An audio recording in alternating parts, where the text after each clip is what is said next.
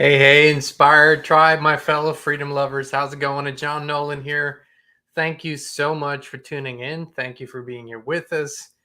I'm going to wait a little bit for. Let's talk about BetterHelp.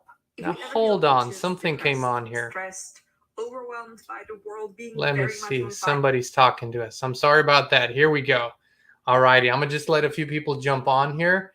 And while we do this, let me welcome you all. And let me also say we're healthy, we're wealthy, we're whole, we're free. We're excited that you're joining us. And of course, this is the mantra of our live stream, has been for so long now. By the way, those thumbs in the live stream, that's Christine.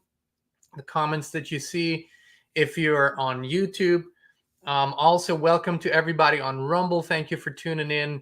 Again, just waiting for a few people to jump on here. Let me see who's in the live chat. I can see Free Destined.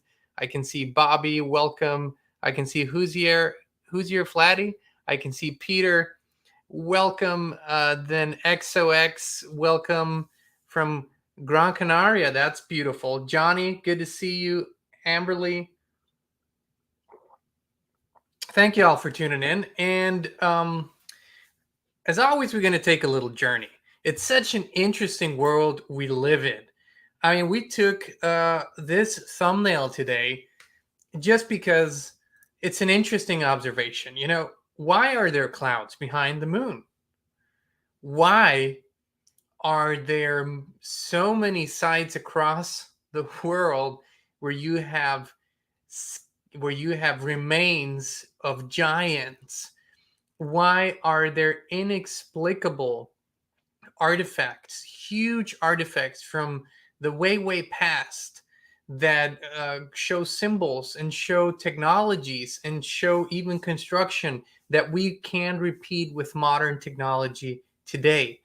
Why are there people with extraordinary abilities? I mean, from levitation, telepathy, and instant healing, yogis that can sit in a fire pit and not have a single burn, and they can do that for extended periods of time. Why are there people who can go without breathing for hours or days? Why are there people who live without eating or drinking all their lives? Yes, these are all facts. These are all facts. These people exist. These things exist. Why are there animals that have extreme, amazing abilities and can do things most humans can't even dream of? Why do we have sightings in the sky of craft and of aircraft and UFOs all the time that are inexplicable to our physical laws? I mean, if you begin going on this journey and you add it all up and you add it all up and you add it all up, we should stop in our tracks if we were, as a species, if we were even remotely authentic with ourselves and interested in facts, interested in truth. And we'll go into that in a second here. We should stop in our tracks and redirect all our resources in uncovering the truth of our history, uncovering the truth about all the possibilities that are out there, uncovering all the healing properties of the plants, of sound, of frequency, and put all of our focus into this. It's so beautiful if we think about what all is possible.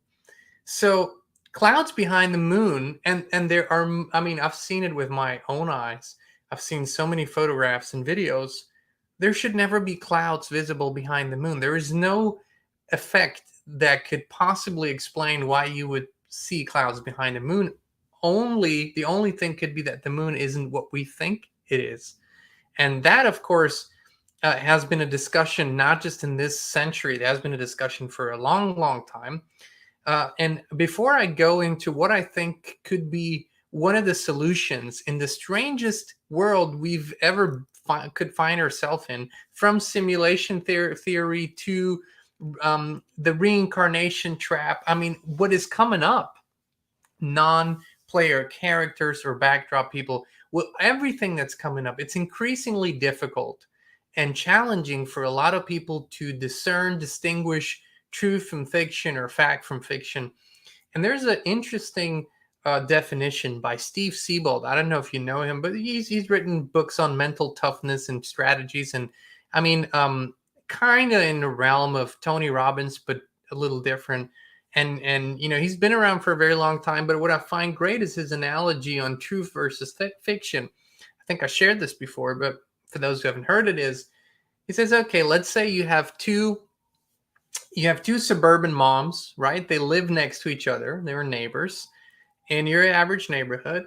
And every year, the local middle school baseball team, the kids come by and they gather donations and contributions, and both of the women give each $100 to the local middle school baseball team. And so that's a fact, right? Both of them give them either $100 in cash or written a check. That's a fact. Both gave them $100. It's an indisputable fact. One closes the door and thinks, well, that's a waste of $100, and goes about her day. The other closes the door and says, what a great investment in the youth. How happy and lucky am I to be able to do that? Those are truths. What one woman thinks about her donation or contribution being a waste is a truth for her. She really truthfully feels that way. The other woman really truthfully feels that it's a wonderful investment. You can't argue, because it's not something that is objectively definable.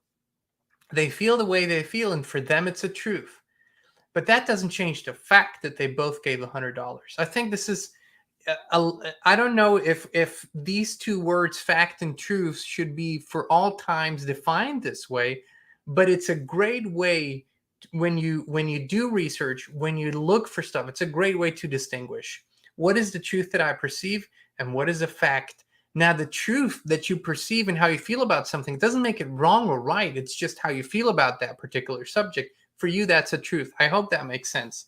Now, I have found that you could go crazy if you go into the world and simply try to figure things out by watching videos all day and documentaries and reading books, which is a great thing to do, to research.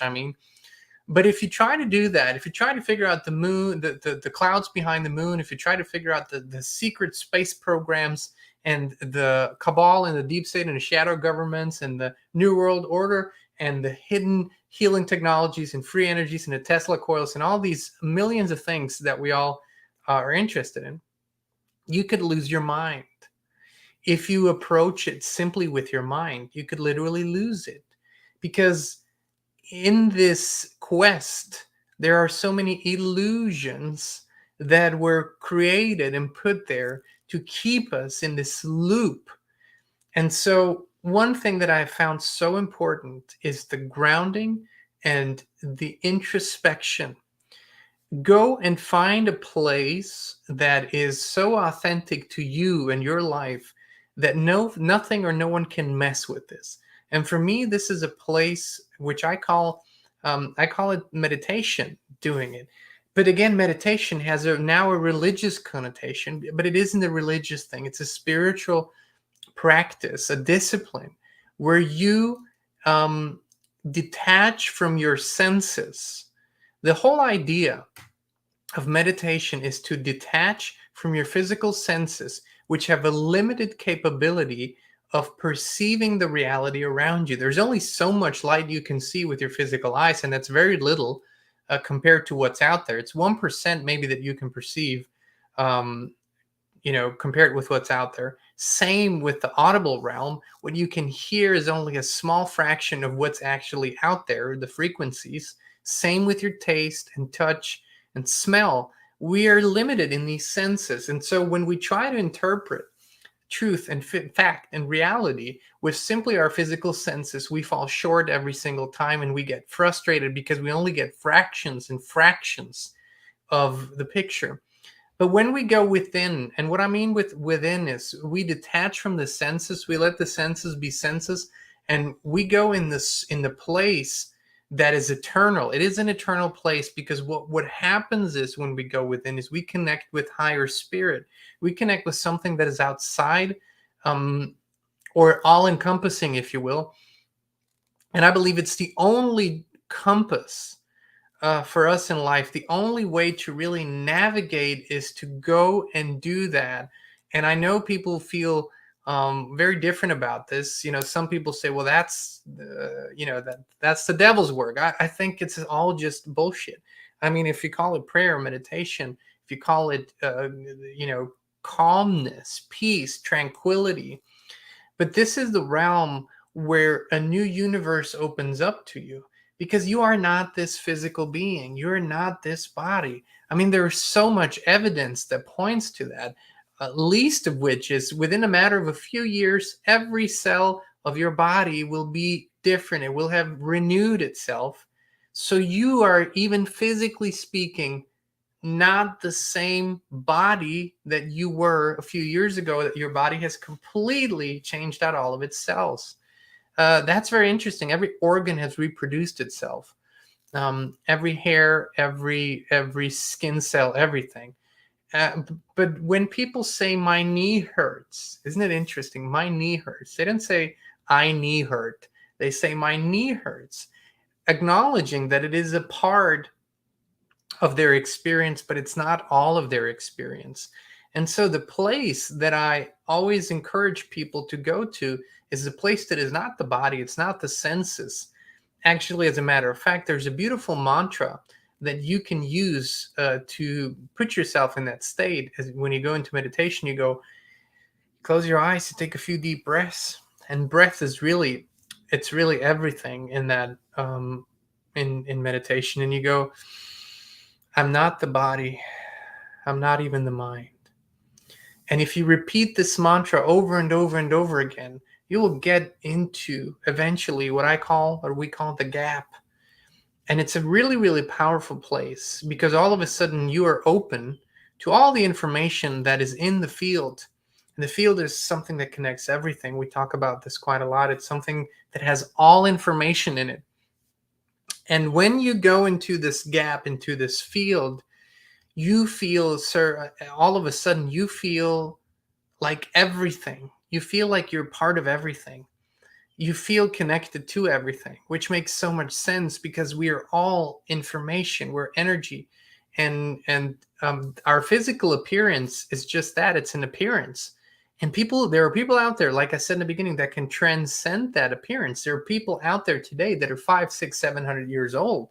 Their physical bodies are, because they have realized that these limitations aren't really real. They can transcend them, but they're not doing it with technology. They're not doing it with drugs or pills, or even just specifically diet. They're doing it with consciousness. And that is the key in all of it. Consciousness, awareness. What is that awareness?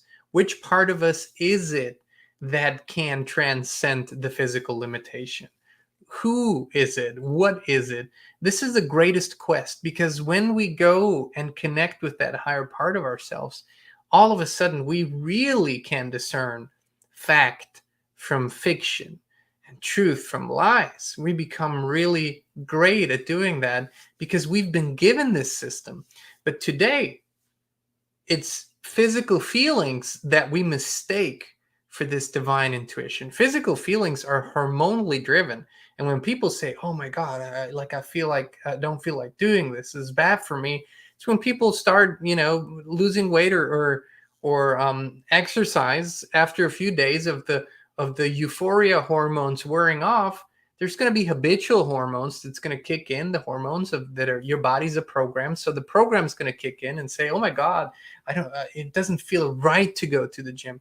That's not true. That's just the hormones expressing themselves like they have been expressing themselves for years. So that's not intuition. That's just a body program that you need to overcome.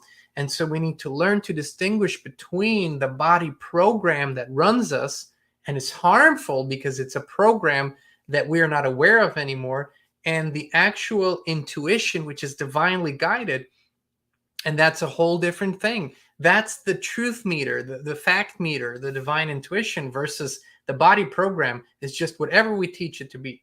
People that have taught the body to crave harmful, sugary, chemical foods, they've just trained that body. And the body will say, oh, that feels good. And healthy food feels bad.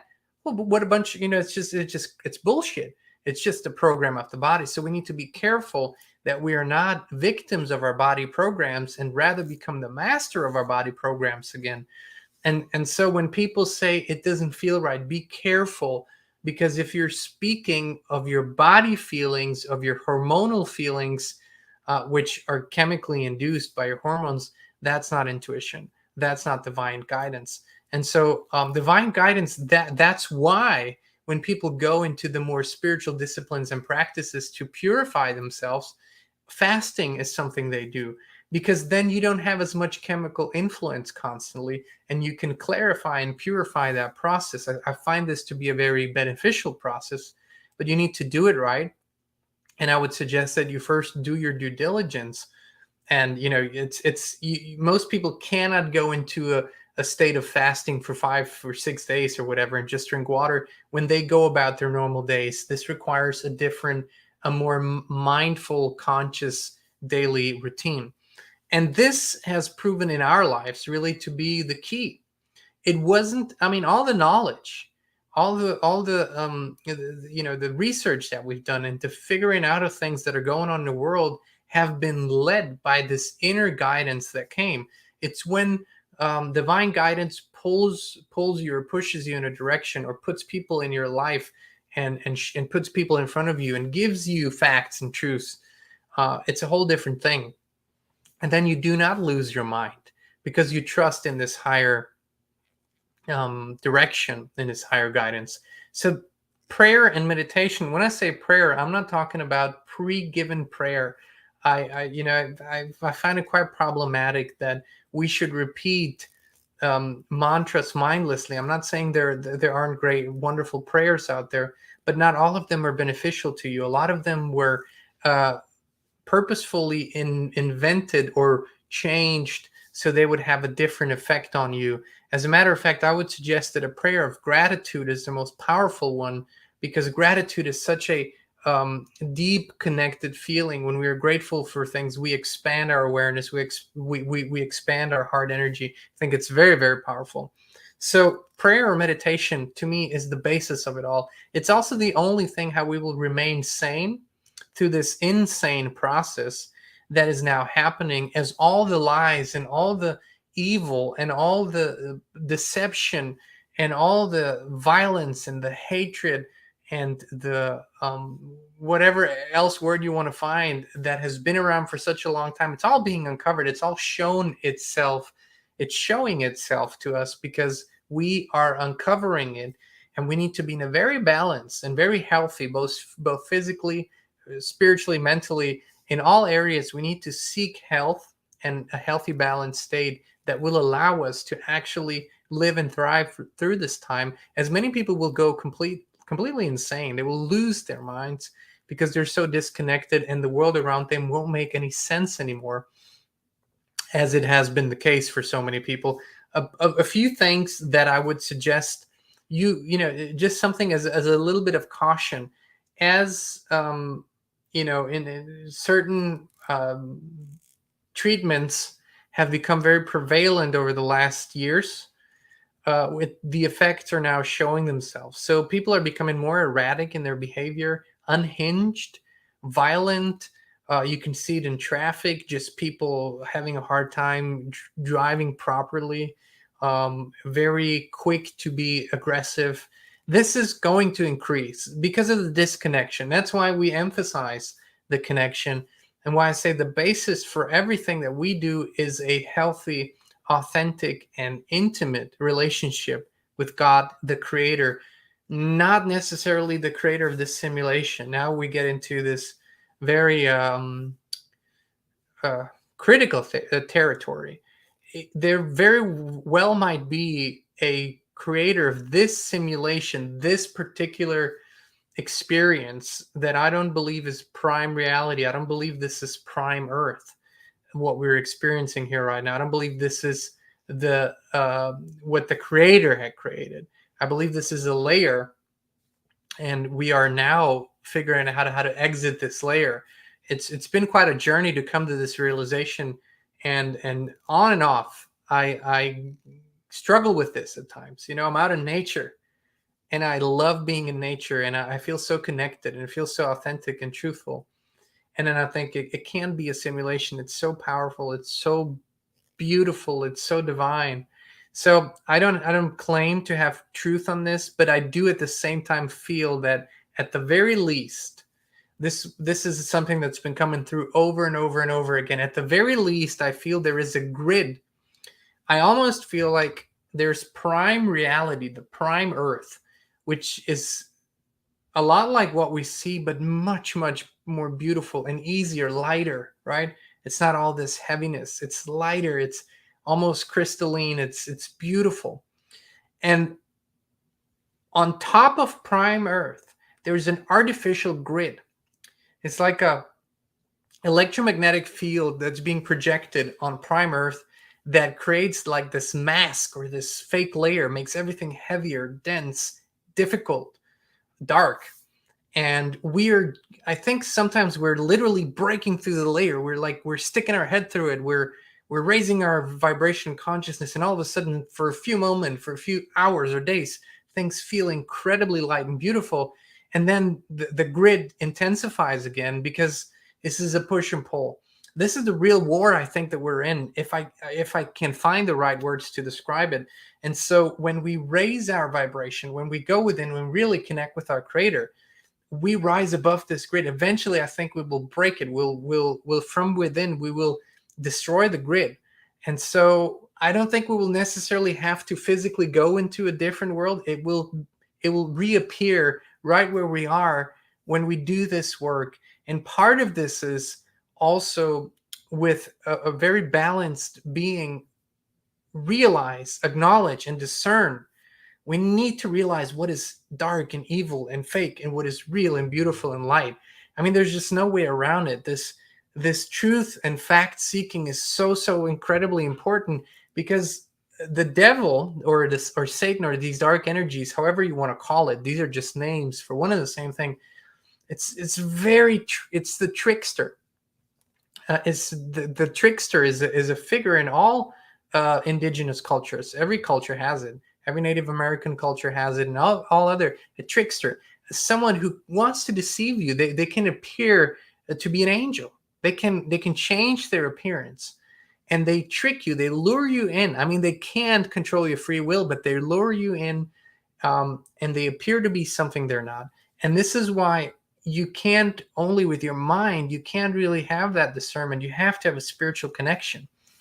And that's the key of this all that we're going through, is a spiritual connection that's going to allow us, even at the precipice, even when we're looking into the abyss, even when the most beautiful being appears in front of us, we will still be able to discern whether it's the real thing or not. And that's what's going to eventually, sooner rather than later, break this control grid. I believe it's something like an artificial electromagnetic field. And what happens on the other side is just absolutely astonishingly beautiful. And at the same time, I also believe that in the real Buddhism, for example, I believe religions have been manipulated all over the world, so manipulated so that we don't realize that we are in this recycling reincarnation trap. It's like what David Icke describes, and what he describes is what original Buddhism talked about, and other Gnostics talked about, is this, and I think original Christians talked about. I actually think in the centuries after Jesus, I think the teachings have been misconstrued. Many books have been removed from the Bible, and the Bible itself has been, I think, changed. I think a lot of truths are in there, but I also think a lot of half-truths. And one of the things that was taken out of there is the whole teachings about reincarnation, which we today find in other religions, but it's like an inevitable cycle that you need to go through multiple times. Some say tens of times, some say hundreds or thousands of lives, before you reach spiritual maturity that will eventually allow you to actually come into a nirvana, like the real heaven state. And I think David Icke is onto something when he says there's a simulation even beyond the physical body. This light that everybody talks about, you know, everything in our culture, in movies, in books, everything that speaks about the experience of dying always shows this light at the end of a tunnel, bright light, the pearly gates. I mean, everything shows us walk into the light. And as a matter of fact, it's interesting that those who have lived to tell the story, they've all come back. They have, in a one way or another, been reincarnated into this realm. And I do think that it's been coming to us from many different directions and different indigenous teachers, and not least from David Icke. That's really a trap, apparently. Don't walk into the light. So it also means that in the moment, and this has been also something that I have thought about a lot, why are dying people or people in bad health at the end of their lives, why are they being disconnected from their families so much? People are being pushed into hospitals, pushed into nursing homes, pushed away from their families. Why? Because when they die in a state of despair rather than joy, why not leave the earthly body in joy, in gratitude, and love? And why not, for us who stay behind, celebrate the life and celebrate the continuation of life? We've been taught to put misery around death. Why? So when that moment of leaving the physical body comes, the relief of this light, oh my God, here's the love, here's the beauty. Finally, after this, I'm walking into it. And you're walking into the trap. I really believe it's true. I really believe we have to stay in a state of balance when we leave this physical body, and then remain calm, because we need to. This is the next stage. What's going to happen? We're going to have to remain calm. Look around us and use discernment. It's so interesting because our consciousness journey has just been taken to the next level when we consider this. Very, very powerful to me. And I've long lost the fear of death. I have no fear of death whatsoever. Part of it is because I live my mission statement. I live my purpose every day. So I never feel like I have any regrets or something I should have done that I haven't. I do what I love every day. And if today's the day, well, so be it. It's totally fine with me. So I think it's incredibly powerful when we overcome the fear of death. And that only happens with an inner process. And we consider how powerful this simulation is, what all it teaches us, and what might be on the other side of it. So many great realizations and things we're just beginning to discover and explore. We don't claim to have the facts. We don't claim to have nothing but the truth, because how would we? What we claim is a pure intention to discover this with a pure spirit and deep connection. And that's why when I find myself disconnect too much, or when I find myself too much in my mind, I go out, I go into the woods, I'm out in nature, I become quiet, and I breathe and I connect, and the Creator helps. So I believe this is so important for all of us now, more important than anything else. And then fearlessness in expressing who we really are. I mean, we're the greatest fear that I see people having today is actually picking the side of light, picking the side of truth, picking the side of facts, picking the side of freedom and joy. They are so caught up in the idea that we couldn't possibly pick a side because we would alienate whoever's on the other side. It's such a faulty idea, and it interestingly enough, it creates more division. Why wouldn't you pick the side of good, of kindness, of joy, of freedom, and be willing to, if necessary, defend that side also? I think it's very important. I think this will be the same in the next realm that we go to. So these are kind of the thoughts for the day that I felt like sharing with you all. I also wanted to let you all know, we've been talking about this. Kristin and I will gather with a group of wonderful people at the end of the month, September 29th through October 2nd in Cape San Blas, Florida, for the Yado retreat. And there's 2 spots left. We had a few people that wanted to come from overseas that cannot come now because of travel restrictions. But so there's 2 spots left. And if if creating a real energetic shift, a shift in consciousness, a shift in energy that will allow you to create all the necessary shifts in your life, if that speaks to you, if you feel like going deeper than ever before, then this might be the right thing for you. What we really want to encourage you to do is look within. Is this something, are you ready to take that step? Are you ready to make that shift? And if that's the case, send us an email to info@inspiredchannel.net. Just put Yato in the subject line, YATO, you are the one. That's what it stands for. And send us an email to info@inspiredchannel.net, and we'll send you all the information. Again, 2 spots left. So, if the inspiration speaks to you, and only if, reach out, and we'll see you down there. I think it's going to be amazing. We've done one in spring and one last year. Absolutely amazing shifts, deep meditation, deep breath work. We're leaving the comfort zone. We're leaving old belief systems, and we're going into the depths of who you really are. It's just absolutely beautiful. All right, tribe. Thank you so much for tuning in. All the links and good stuff's all in the description. Thank you for being with us. We love you. We appreciate you. And we'll be back with you again very, very soon.